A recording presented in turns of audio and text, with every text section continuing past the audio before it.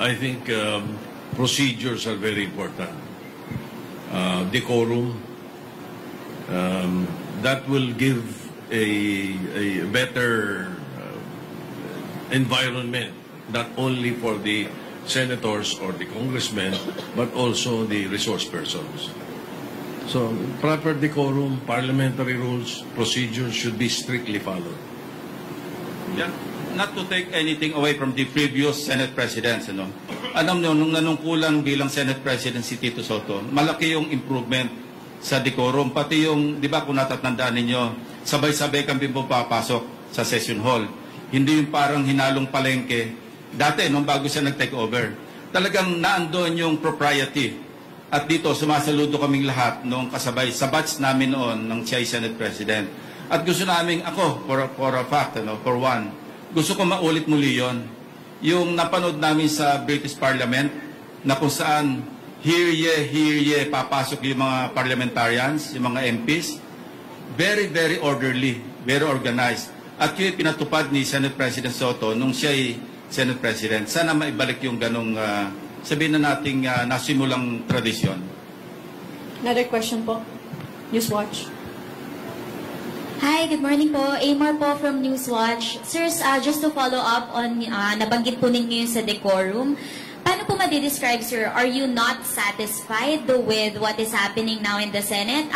Yung most recent po na nangyari is yung almost parang magpang-abot po sila Senators Mig Zubiri and Alan Cayetano. Kasama po ba yun dun sa mga nabanggit po ninyo na kailangan maibalik yung proper decorum? Or care to comment on that, sir? We are not in a position to judge yung mga present crop of senators.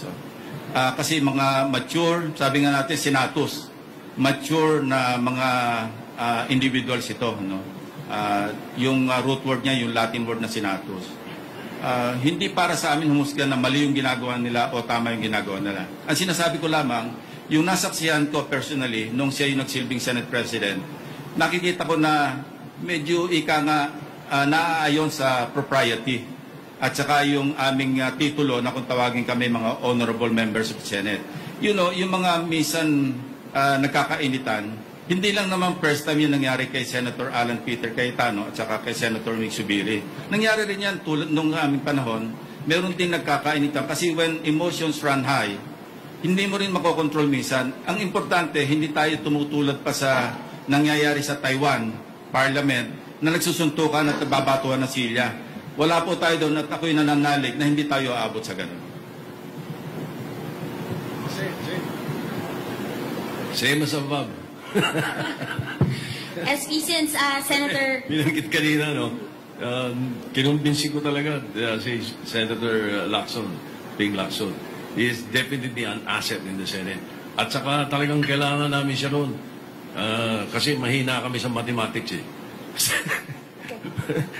But sir, since follow-up lang po ulit, since former Senator Lacson said nga po na iba po yung decorum, tradition, nung kayo po yung SP, sir, as early as now, are you planning to or do you want to become SP again?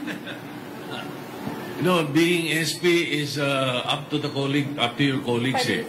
Bihirang-bihira doon sa siyam na Senate President na pinagsilbihan ko na ako yung pang-sampu. Na mula noong 1992 up to the present, bihirang-bihira doon yung nilakad niya eh. Mas nangyayari doon yung inaalok ng mga kasama at yun yung nagiging matagumpay.